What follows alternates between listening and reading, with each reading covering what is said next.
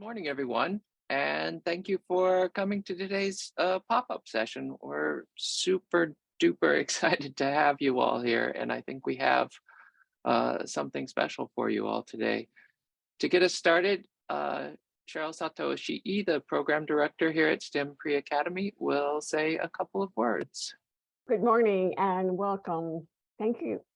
Thank you so much for joining us and choosing to spend part of your morning for this pop-up session. As Steve says, I'm the program director for the University of Hawaii STEM Pre-Academy, and we are the hosts for this first pop-up session. Our goal today is to connect, to inspire, and impart ideas that we hope will bring value to your many projects and initiatives. We have three uniquely talented and very special speakers to do just that. Again, thank you all for joining us. Big mahalo to our speakers. And I will turn it back to Steve, who is the lead for this project, along with Deb, our student intern. Thank you, Steve. Thank you, Cheryl. We call this a virtual pop-up session for a reason. And for this session, we, the STEM Pre-Academy, wanted to try to do things just a little bit differently. And it's the small improvements, I think, that can potentially have the biggest changes. And so for this one, we're keeping it simple.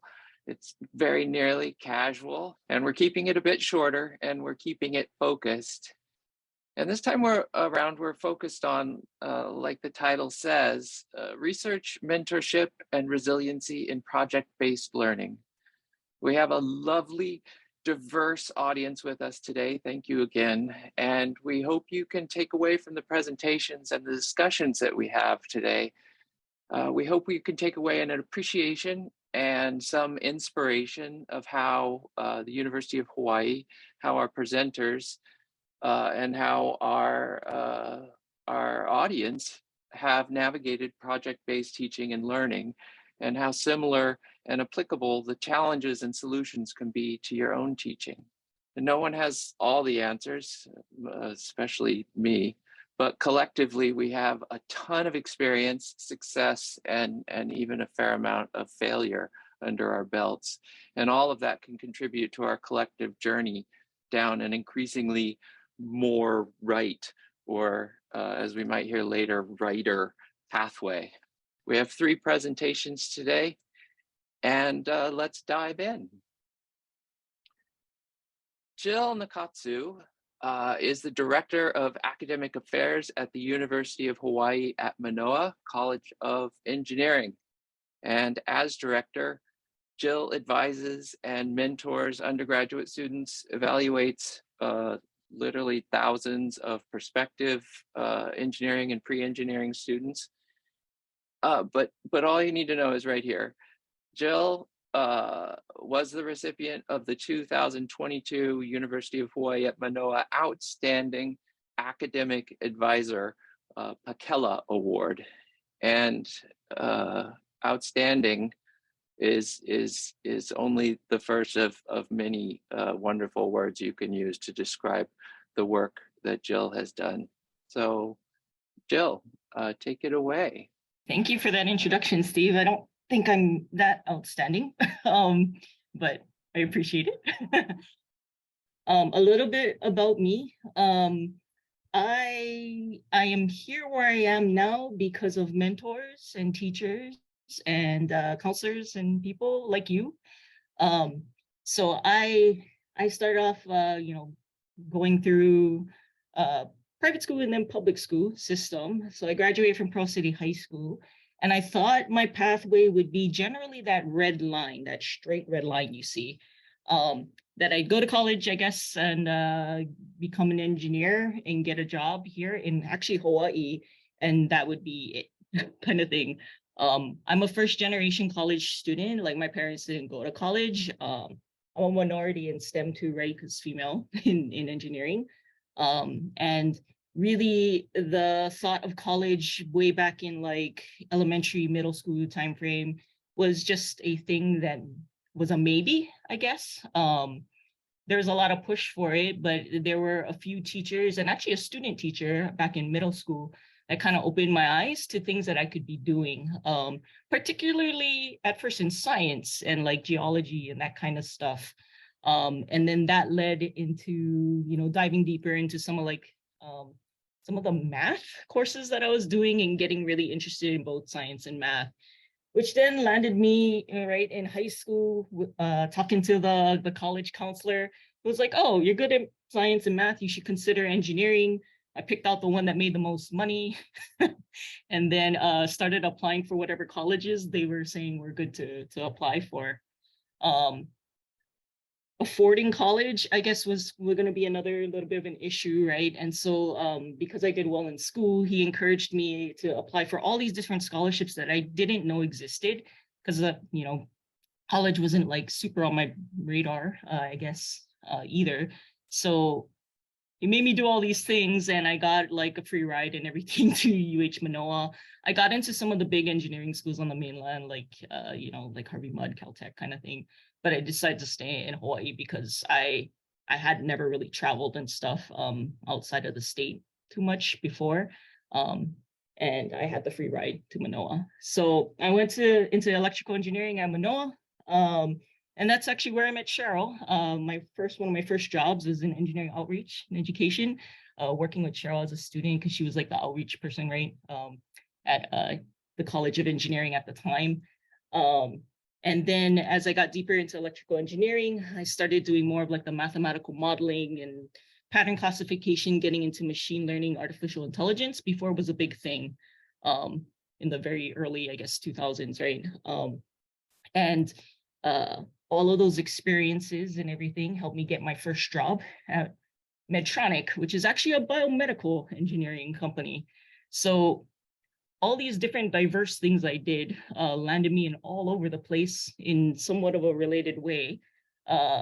One of the other ways that I got into Medtronic was because of classmates, not just my teachers and my supervisors and advisors, but my peers, my upperclassmen, that had gotten jobs elsewhere and were the ones that the employers were saying, oh, who are the up and coming students, right, that we should be looking at.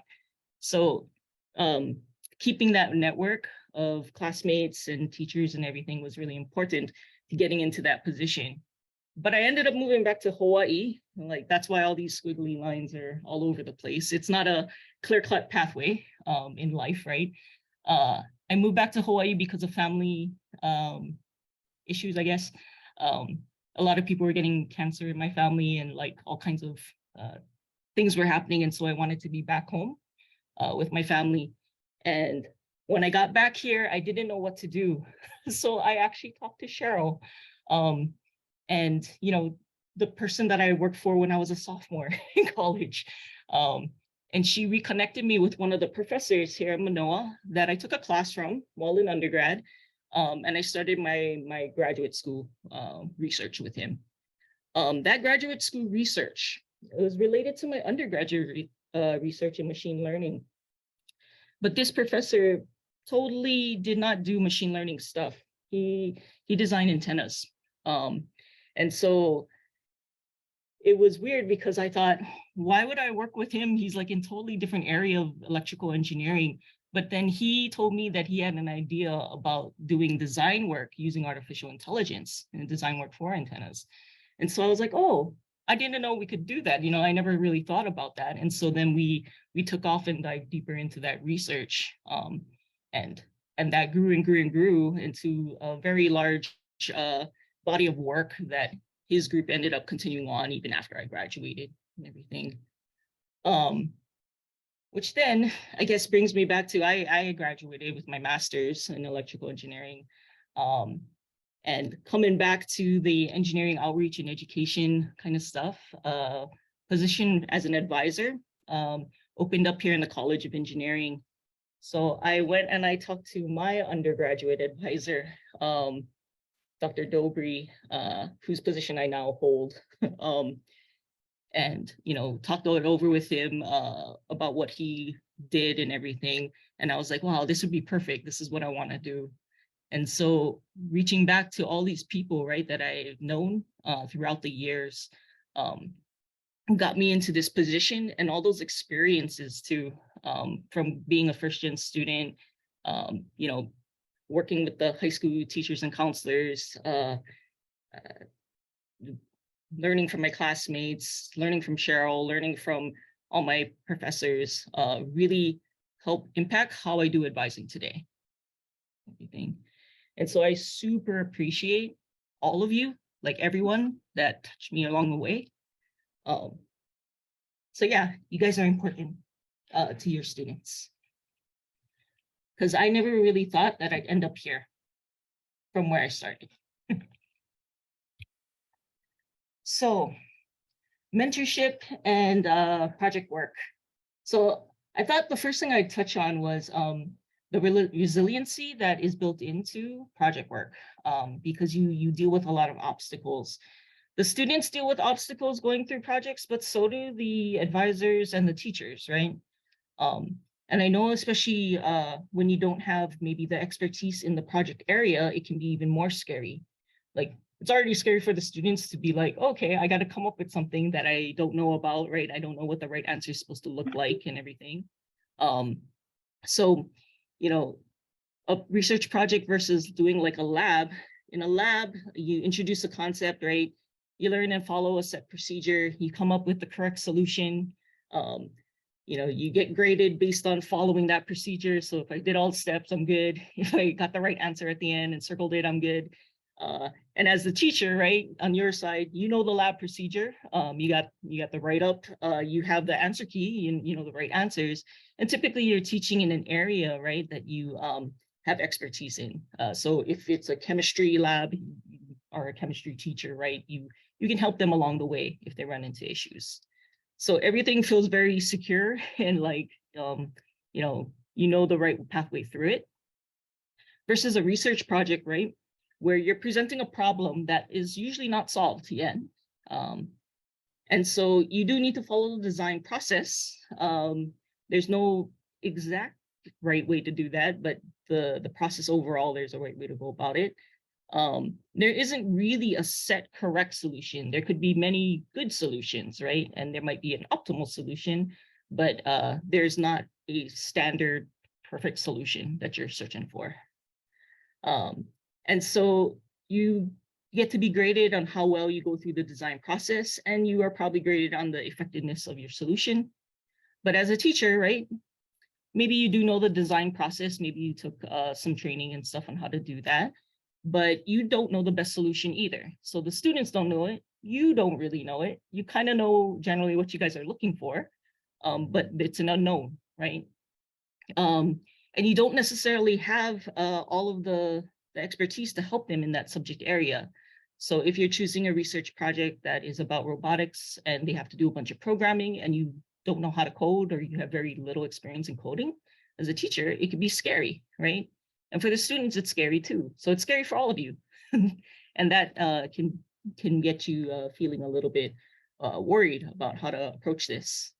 But it's okay. Like, the emphasis that it's okay to not know, it's okay to get things wrong, because engineering, and this is going to focus mostly on engineering and not just STEM in general, engineering is about failure. It's about figuring out what to do about that failure, right? And learning how to work towards a more correct answer or righter answer. Because in the labs, we know the right answers. In the research projects, we know that we want a generally righter kind of answer. And so this is a big area of engineering. It's called engineering failure analysis. We're expected to fail. We're expected to not get the right solution on the first try.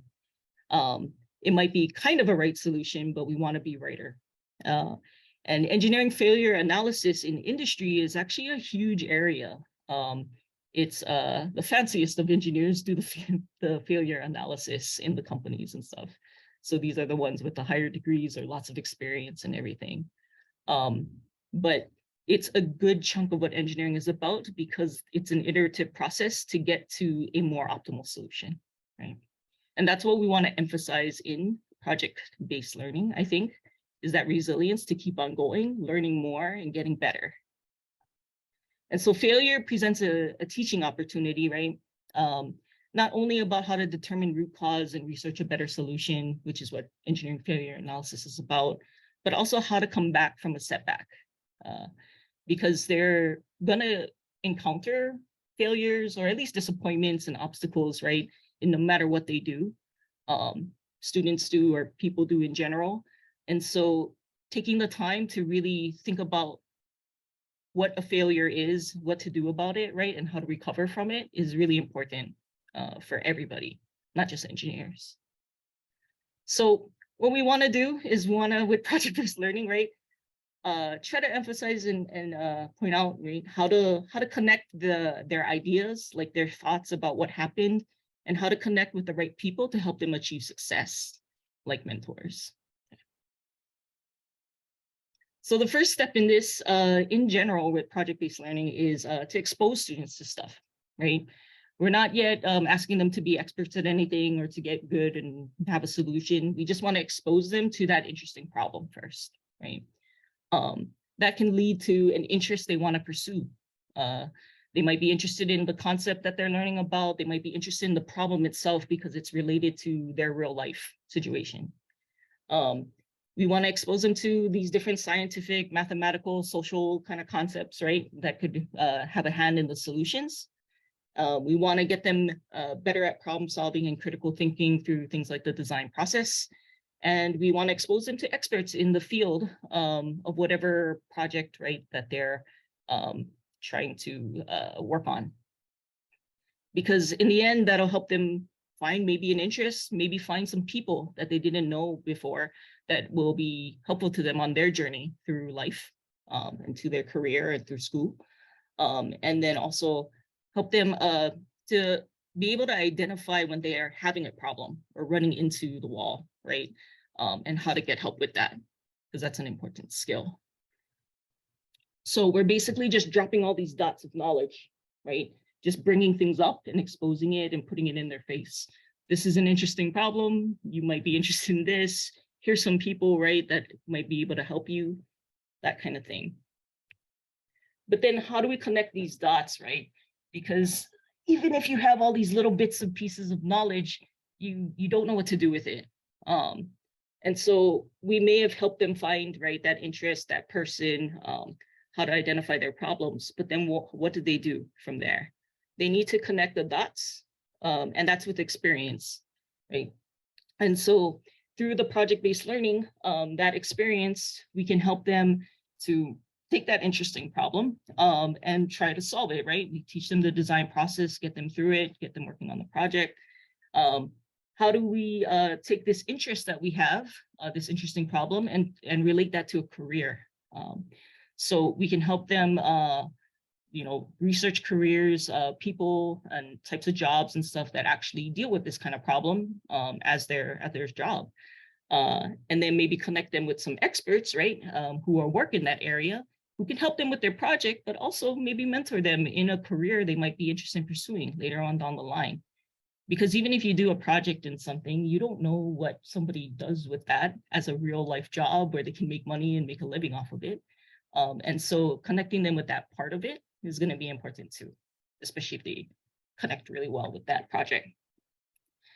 And then the really big thing, I think, too, in project-based learning is determining like when they need help, right?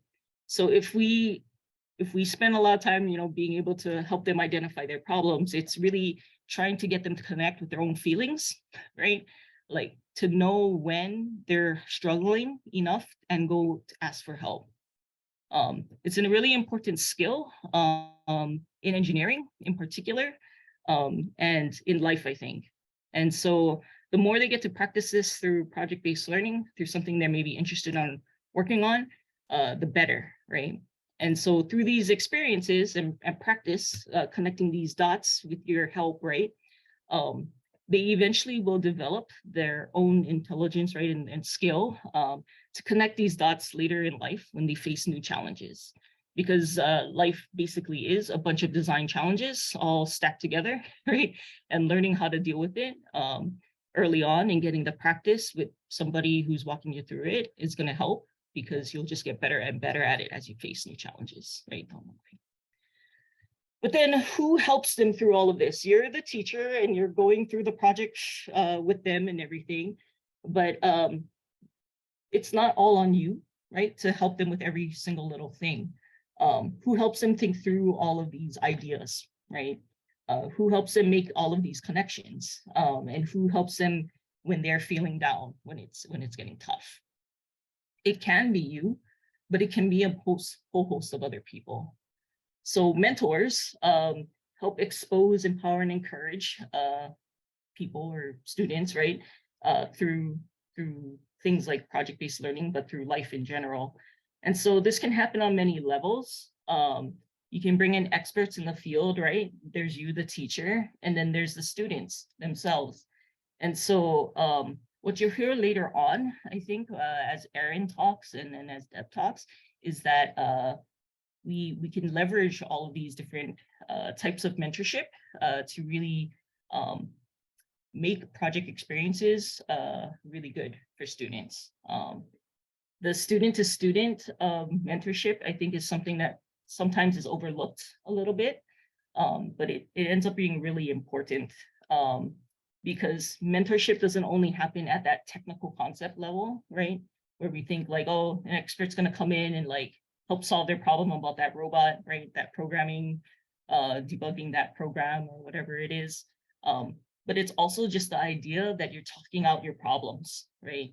Having someone to sit with you while you kind of think like, what's going on? Why am I having a hard time with this, right? Somebody to just encourage you. So student to student, if everybody's having some struggles with their project, it's knowing that everybody's in the same boat, right? And that you don't have to feel alone and bad. That you guys should all get together and probably go ask for help, right? Because sometimes it's easier to ask for help in a group than individual, but then building that confidence over time, right? To be able to ask individually for help too. Sometimes it's just with organizational skills, and it's not really technical concepts. Maybe it's that time management, which is a big part of a project too, right? And so learning from other students who are either ahead of you, like older students who have done a project like this before, and seeing what they've done, right? And giving them, passing down their advice to the younger students is important and can be super helpful, rather than just hearing it from a teacher, right? Or an expert, because sometimes it's easier to hear from a peer. Peer-to-peer mentorship happens at that teacher level too, right? So teachers who have been doing a lot of project-based learning versus newer teachers who haven't been, right? Who are trying out project-based learning for the first time can learn a lot from the other teachers about challenges they've been through and all of that. So really trying to leverage all of these different types of mentorship dynamics is what we want to try to emphasize today too, and hopefully help you guys make some connections with that. So this mentorship, right, in talking to students, when I talk to my students anyway about it, seeking help is not a sign of weakness. It's actually a strength. The weakness is when you don't ask for help, right? And the thing that you can do is learn how to ask for that help. And it's not scolding either. So like when you reach out to somebody for help, it shouldn't feel like a negative thing, it should feel like a step in the right direction, right? And to emphasize that to them, that this is not a weakness, they shouldn't feel bad that they need help with this. How do I find the right person to help me, right? And that person not scolding you like, oh, why did you do this? You didn't do this right, something, right? But somebody that's there to give you advice, help you think out about why, what happened, what went wrong, why it's not going right, and pointing you in the right direction. That's what mentorship is. That's that encouragement and then that empowerment, right? Giving them the resources to be able to do it. So really in a lot of things, projects, and then just in general in navigating school and going through figuring out what you want to do with your life, sometimes you don't know what's wrong, right? You're not aware of what actually is your root cause problem, right? You just know things are wrong and you can't figure out why. And so having that mentor, whether that's another student or a teacher or an expert or whatever, to just sit there and talk it out with, right, is really important because they have more experience. Either they went through something similar or they might just have more knowledge in that area, right? To be able to ask you the right questions and help pull out, what's going on, right? So that they can help you identify what's wrong. And once you know what's wrong, right, then they can provide you with advice on what to do. Or they can point you in the right resources, to the right resources for you to get help. And so without knowing what's wrong, you often, tackle the wrong problem, you put the Band-Aid on the wrong part, right? And things like that. And so you really need people, I think, to talk it out with, to help you think through these things, and you start to feel better about it. And so whenever you run into an obstacle, right, you don't just stop and get sad and frustrated and give up, or get, a bad grade, right, on your project kind of thing. You know what to do about it. And when you know what to do about it, you feel much better about what you're doing, and then you build confidence in yourself, right? To be able to do this. I know I can do this, and I know that I can't do it alone, and I know that's not a weakness, not a problem. And so, just to emphasize what the expectations are there thereafter. In project-based learning, especially when I do it with my students, I look for evidence of the design process that they followed it, right? I look for the evidence that they failed and that led to learning, right? What did they do about it? What did they actually identify? I do look at the outcome, right? The product effectiveness. So it's not only about that, though. It's not only what they delivered and how well it works. A lot of times you'll see, with a project that if they had more time, they probably would have gotten there and everything. And that is something to work on in the future. But their grade shouldn't be solely on whether or not something worked at the end. Because the real value of project-based learning, I think, for students, especially younger students, is going through that design process, right? So that they can learn about critical thinking and problem solving, and going through those failures so that they can identify things they didn't know. They failed because they didn't know something, right? And they're going to learn about it. And so being able to identify those things and then build up that resilience and confidence moving forward. And that's all I got for that. You'll see evidence of this later on as Deb talks about her experiences, and then for sure the peer-to-peer mentorship in what Erin is going to discuss next. Too. Thank you very much, Jill. You are outstanding, and you are an outstanding person, and doubly so an outstanding mentor. Thank you for sharing that with us. Our next presenter is Dr. Erin Ohta, longtime friend of STEM Pre-Academy. Dr. Ohta is professor of electrical engineering at UHM College of Engineering. He is the principal investigator for the University of Hawai Microdevices Microfluidics Lab. And he is also director of the University of Hawaii Vertically Integrated Program, or VIP program. And as with Jill and as with Deb later, we are truly fortunate to have him here today. So Dr. Erin Ohta. Thank you very much, Steve, for the introduction. Maybe I'll start off with giving everyone a little background about myself. So I've gone to only public schools for my educational career. So I think there's some participants from Kaimiki Middle School. I went there, and then I also went to Kalani High School.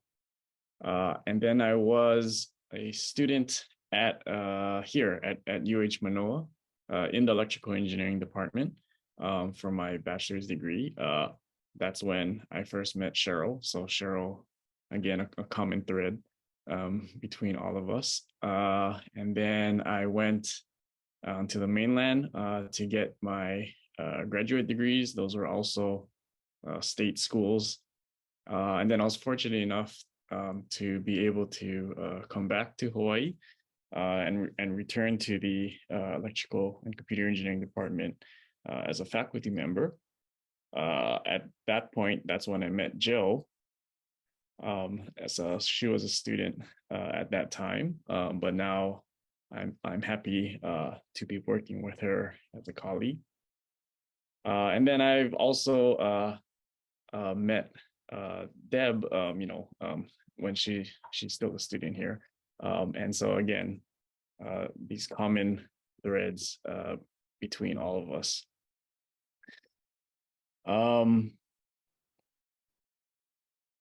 In addition to that, I guess another thing to mention.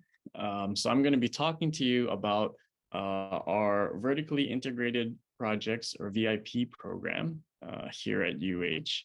And this is a program designed to help with certain types of projects for project-based learning. And I'll be talking about some of the things or the features of our projects and some of the things we've learned from doing these projects. But a disclaimer is that I'm an engineer that happens to have teaching duties. All of you that are professional teachers know much more about the education side than I do. So I'm just going to kind of give you some things that we learned from doing these projects with our engineering students, but I'm sure that you also have information that we can take away from this as well. So with that, before I talk about some of the lessons we've learned, I wanted to give some context for our VIP program. So the idea behind our VIP program is to integrate project-based learning with the scholarly work of advisors, faculty advisors for these different projects. And what we mean by that is that the faculty advisors for these projects are mentoring students on topics that are in their area of expertise, and all UH faculty should be doing some scholarly work as part of their duties, and these teams would fall in line with that. The other part of that's in the title of this program, the vertical integration, maybe is best explained by this ladder diagram. So if you look in our logo on the bottom right, we also have a ladder in our logo, and that's meant to explain kind of the different levels of experience that the participants in each VIP team will have.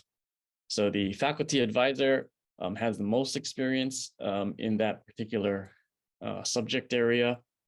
The teams also involve graduate students, and they involve undergraduate students at different levels in their college career.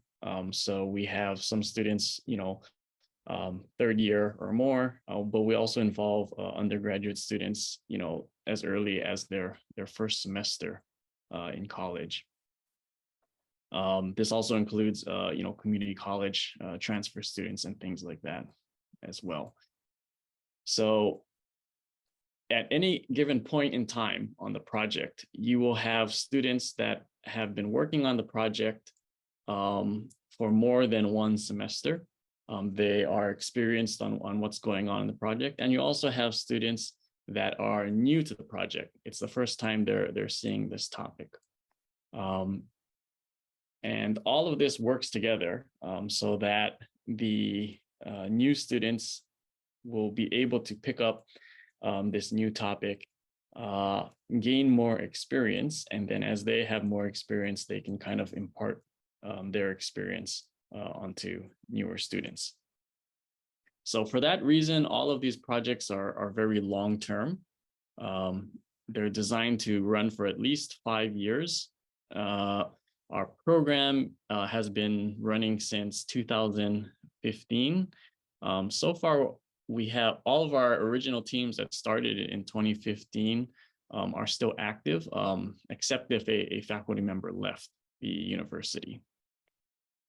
And these projects also are tend to be interdisciplinary. So it doesn't include, students from only one major. They tend to be integrated pretty evenly.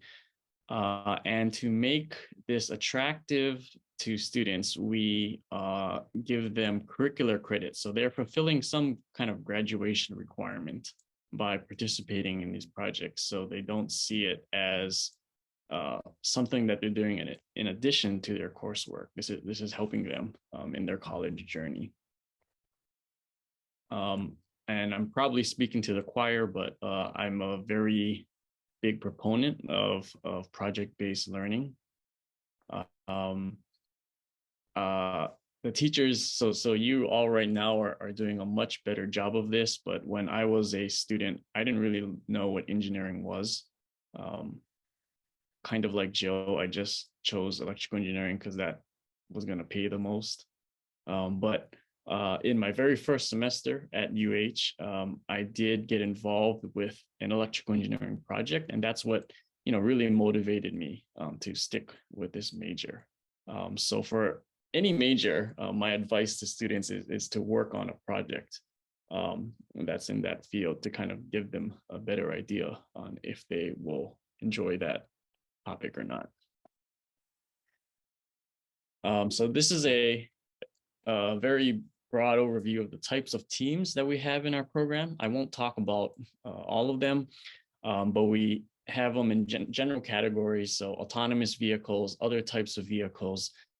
The team that Deb is on is in this category. They're doing a space exploration rover types of vehicles. We have several teams in the renewable energy and sustainability area. And then we also have, teams that span a variety of topics from biomedical applications, cybersecurity, astronomical instruments, and kind of a catch-all kind of category. Most of our teams are engineering. We do have teams that are based outside of engineering. But this doesn't necessarily have to be only engineering. It translates well to any kind of STEM project and even outside of STEM as well. So there's a lot of similarities that you're probably seeing between our VIP teams and the projects that you may be working on. Some of the similarities that I think are that, they are long-term. Our teams are long-term. Your projects are continuing, projects, especially if you have like a robotics team or something like that. Another thing that might be similar is that the projects are by and large self-supporting. So one of the ways that we have been able to keep this program running is that as the program director, I'm not responsible for, giving money for supplies for the projects. I do that sometimes when we have the funding available, but by and large, each project figures out how to get their own funds. Since it's related to the advisor's research work, most of the time they have some kind of grant that's already providing some funds for that. Or there's other ways for the teams to get funding. And another thing that's in common that I'm sure you identify with is that it's a lot of work to run a project. And one of the things that I hope that talking about these VIP teams may help with is how structuring a project in this fashion that we do in the VIP program. It's still a lot of work to run a team, but it's not as much work as doing a lot of very different projects. So maybe let me explain what I mean by that. So we have design project requirements for all of our electrical engineering students. They have to do some kind of design project in order to graduate.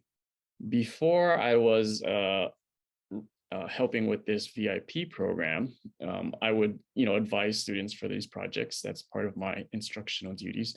But every semester I would have, maybe 3 students working on one project, 5 students working on a different project, another couple of students working on a different project, and it always change every semester.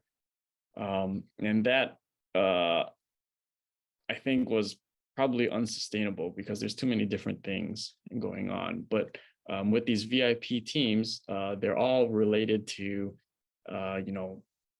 areas that I know pretty well, and there's a little bit more continuity. So I don't have to keep on rebuilding exactly what we're doing from zero every time the semester starts. So let me talk about some of the things that we've learned about running our VIP teams, and hopefully you can identify with some of these. These vary by VIP team because we try to keep the advisor having as much control over their team as possible.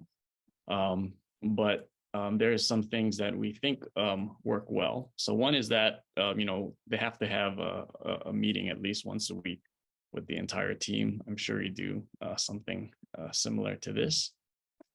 And another is that usually it works best if the team is split into smaller teams that are working on more specific tasks.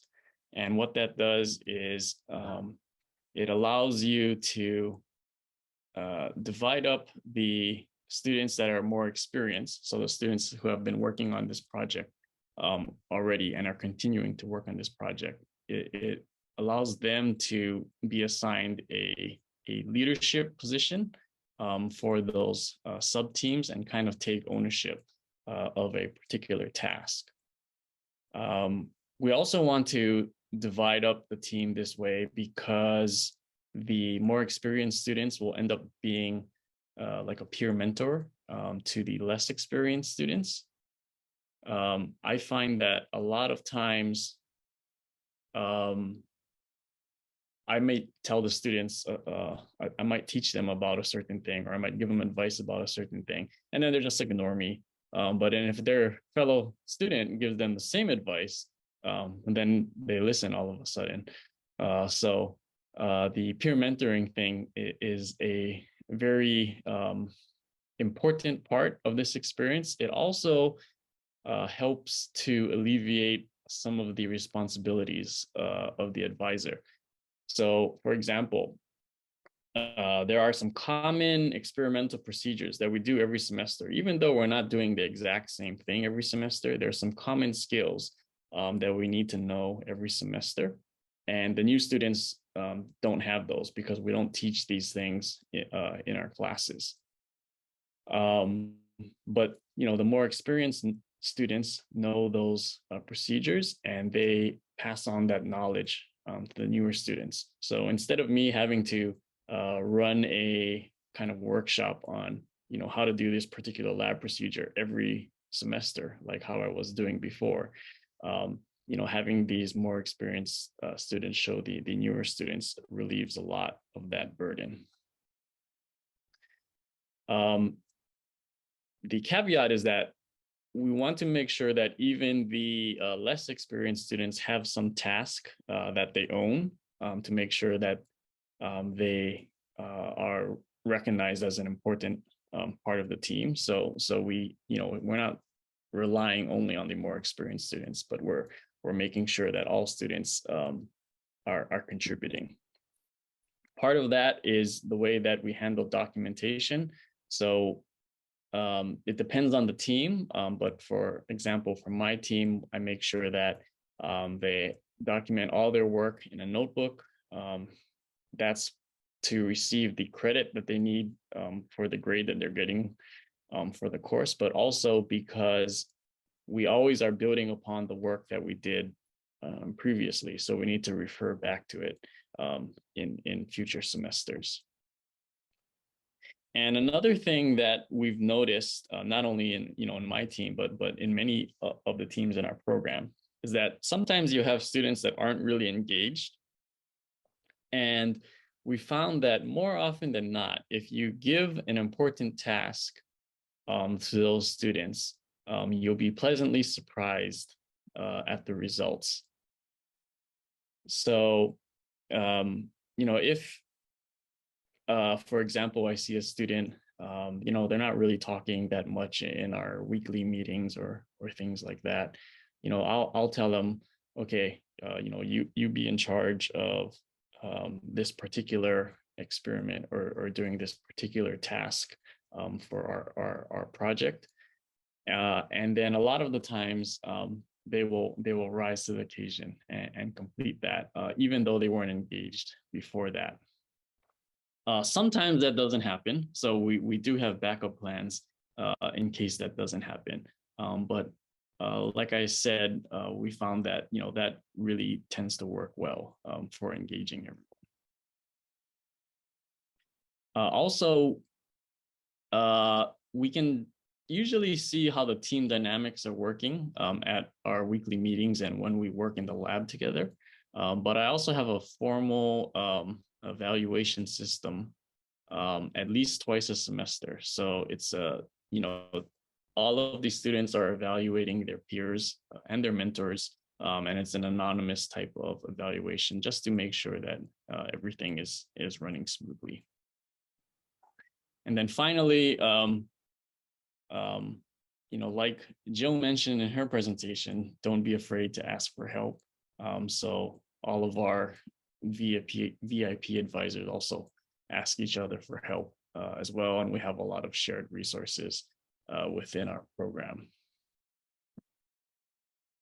So, I'm happy to answer questions in the discussion time, but just in case you want more information, this is my contact information.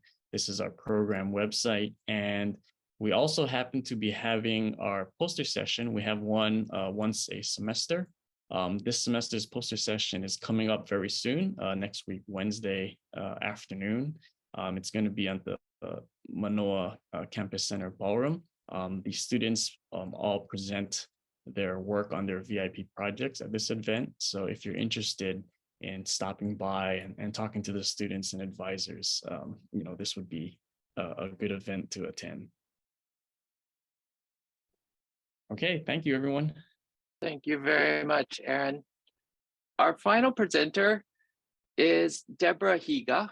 Deb has been a STEM Pre-Academy engineering intern since 2019, which is its own kind of resiliency, I'll have you know. She is a mechanical engineering student at the UHM College of Engineering and is literally capable of accomplishing anything that you set in front of her. And it's been an honor to be able to have her at STEM Pre-Academy, and it's an honor to have her here. So take it away, Deb. Okay, so I'm Deb. I'm a mechanical engineering student at UH Manila. Fun fact about me is I ride a motorcycle and I have a bunch of tattoos, which is like when I first met Jill and I had my first advising session with her, she had just finished her sleeve, and I thought that was the coolest thing ever because like that doesn't fit the typical engineer stereotype. So yeah, I thought that was really neat. And then yeah, I like to travel, me at the Illusion Museum in Korea. But I'm going to take you on a journey to how I ended up where I am today. So we'll start with elementary and then middle and high school and university and what the heck is next. So in elementary school, I went to Puahala, which is a Hawaiian immersion school in Kaneohe. I don't remember my experiences in elementary too well, but I do remember that I was in the ESL program for the first couple years because my first language was Korean, and my teachers thought I wasn't paying attention in school because of my language barrier. It just turns out I was a little deaf, which is better now. But yeah, but that through the ESL program, I had to read a lot. So I think that's where my love for reading came from. And then Another prominent memory was, I remember in the 3rd grade, my class had to do like a drawing. So I drew a picture of me on the beach with the ocean and the mountain in the background. And then I remember my teacher telling me, oh, that's not realistic. You can't have a picture of you on the beach with the mountain and the ocean at the same time. But then like from this picture, you can see it is possible. And I don't know why that comment stuck with me like for all these years, but I think it taught me to do my own thing and not let the opinion and the words of others like influence my creativity. But I guess the takeaway was like, teachers, what you say matters. And you might think like something insignificant can really impact your students, whether it's some form of encouragement. Yeah. And then in middle and high school, I went to King Intermediate. And I was at King towards the end of their fighting legacy. So, I mean, I was just in band and I played the trumpet, so I stayed far away from all of that. And then in Castle, I remember I was in the business track only because I thought like there wasn't that big push for women in STEM. And I remember thinking that the robotics club was for like the Sneaky Boys club and I'm too cool for that or something. But at the same, and then like when you look at Castle today, they have such an amazing engineering and STEM track. And then I always think like, oh, I wish that was available to me when I was in high school. But then like conversely, I think like would I have taken advantage of that? Because I thought like STEM was for boys and stuff. But I think if someone had showed me that STEM can be cool and it's not just for guys, like I would have considered it sooner. So then I think that's why like I'm such a big proponent for encouraging young female students to get interested in STEM at an early age. And then, so my pathway up until this point was pretty linear. And then after high school, like there's that thought that you have to go to college. So that's what I did. I went to WCC, even though I didn't really know what I wanted to do. I was gonna get my BA in like science or something because I was interested in chemistry. But on the side, I was taking journalism for fun. And I think that kind of gave me an edge to my peers because like, so that helped me develop my communication and writing skills,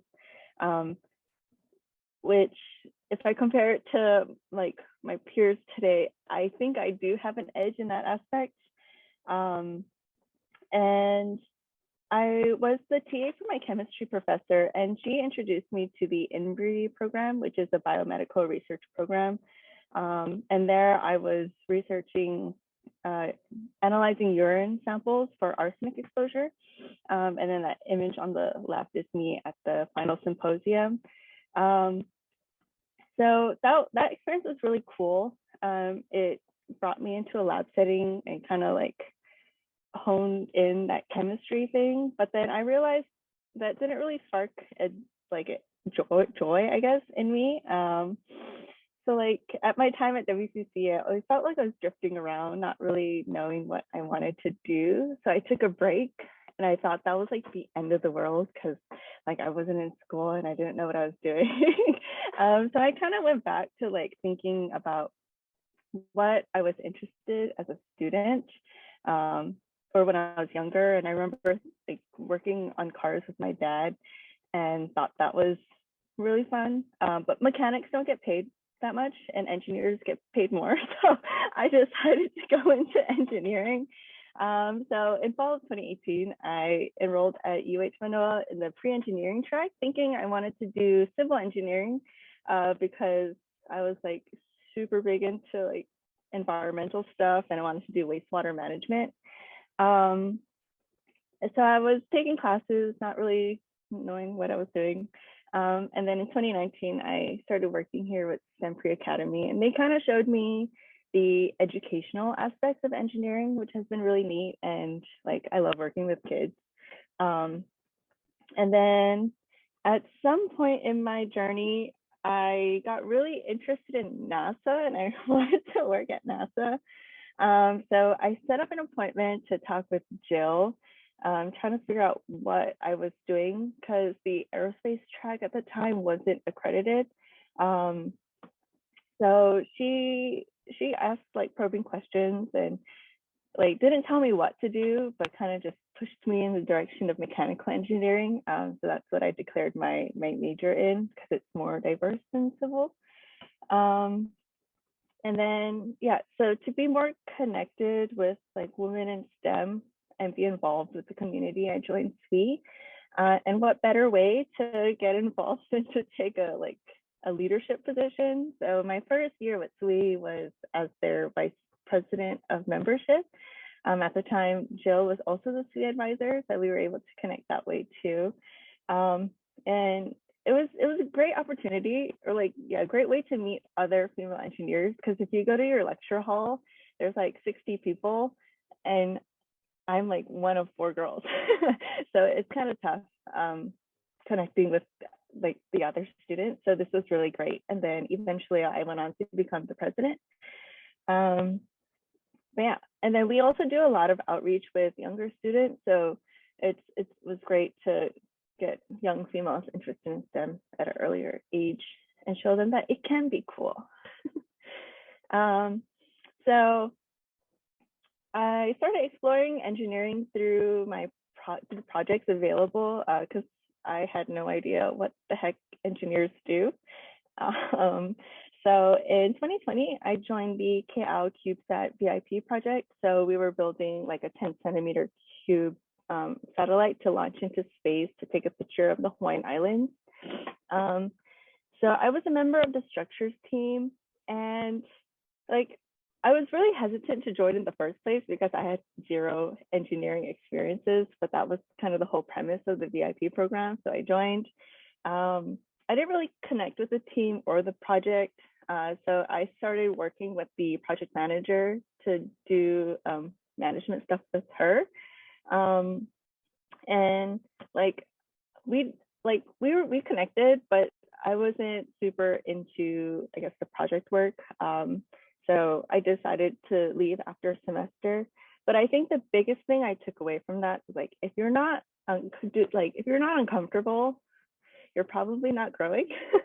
And I think joining this project was like the big first step of like stepping out of my comfort zone and doing something new. And then the other important lesson from my time with KAO was that if like having a connection between what you're doing and who you work with is really important, because that's kind of what pushes you to grow and want to do better. And then between joining SWE and KAO, like I felt like I was getting some momentum in my engineering career, and then COVID threw a wrench in that. And actually, I really enjoyed Zoom school because I didn't have to drive in traffic for an hour to get to school. And I thought I didn't miss being around people because I have like some social anxiety. But like, I feel like I was kind of robbed of some of my engineering experiences because we have to take this intro to design class where we build and design a stair climbing robot. And halfway through that class, we had to pivot to online learning. So that project got canceled. And instead I made a pet feeding or an Arduino pet feeder, which was pretty cool, but it's not as cool as a stair climbing robot. So when a former classmate of mine reached out to me and asked me if I wanted to help him or join this project that he was starting up, I said, sure, because why not? I have a lot of time. So that project ended up being Team Rose, and it's a VIP project. And that's our group cohort last year. It's really fun. So Team Rose, or robotic-based exploration, we're a vertically integrated project. So this year is our second year. We just were established last year, but we really are like an in-depth project-based learning, because a lot of the concepts that we're applying, you do not learn in your undergraduate curriculum. We're also the mechanical engineering senior capstone project. So a lot of our deliverables and timeline are driven by this. And then the VIP students are the support base for it. And then last year, our team was 32 students large, with disciplines from mechanical, electrical, computer engineering, computer science, I think we also had an astrophysicist and a business student, and we're all working together to make this rover. This was our first iteration in SolidWorks. It looks really rough, and then this was the final model. Our advisor, Dr. Frankie Zhu, she's amazing, but her advising style is very hands-off. So like the project manager was like the one who led the team. And she was available when we needed help, but we were self-sufficient for the most part. Like we ran the project ourselves, we got our own funding, and we found our own mentors and subject matter experts to help us on our journey. And I think her hands-off approach really taught us to be resilient and think about what the problem is before asking for help, because we all knew she was pretty busy. And since this was the first year the project was established, the biggest struggle we had was we don't know what until we know, like until the project is facing you like straight in the face, like we had no idea what to expect. So that's when the mentors we found and the subject matter experts really came in hand, when we were like we don't know what to do, like our components aren't working together,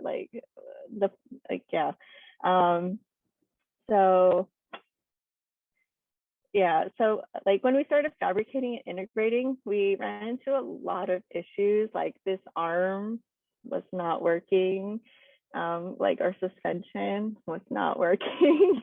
We ran into a lot of failures, but I think that really taught us to be resilient and kind of push through when you're experiencing failure after failure, and being able to learn and come back from those failures.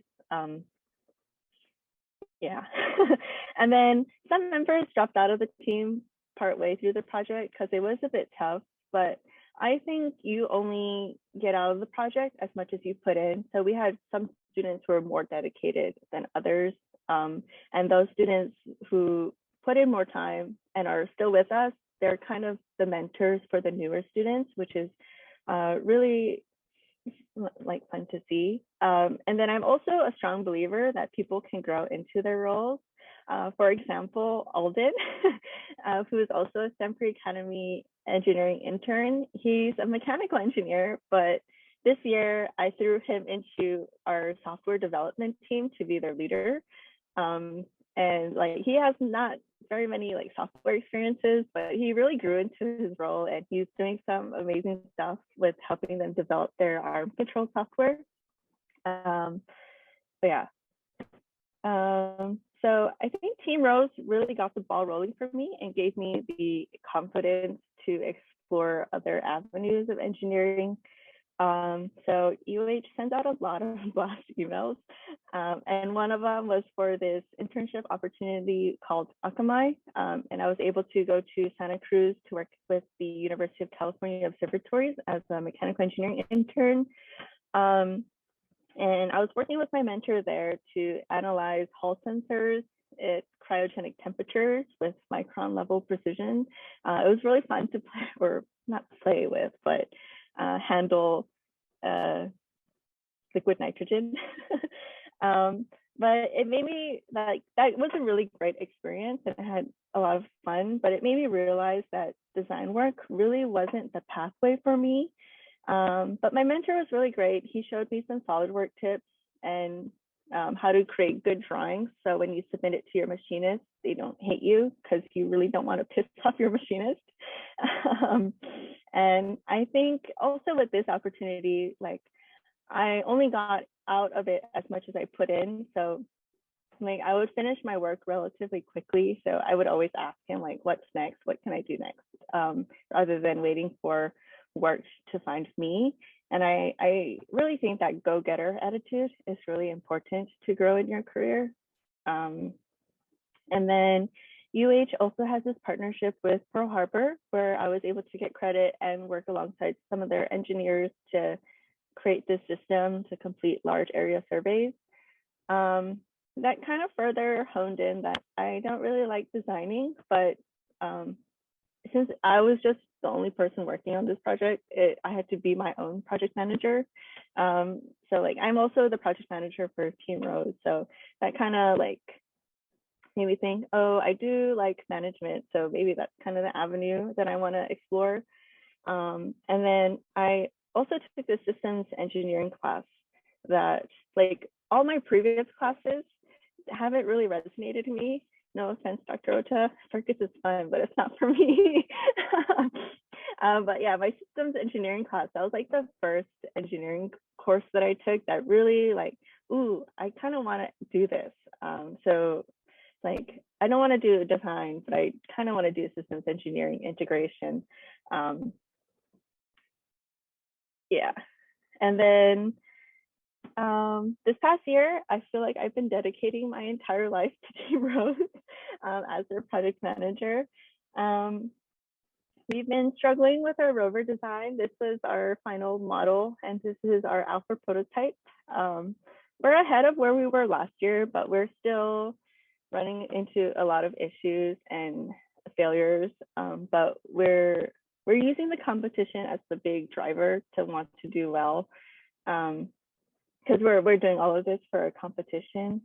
And a lot of the students that had experiences last year are taking the lessons learned and teaching them to students this year.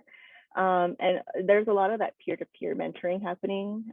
We have this freshman who came in last year and he had no like software development skills. But then like this year, he's really thriving and helping all of the underclassmen, even though he's just a sophomore. So like, if you put your mind to it, you can do great things.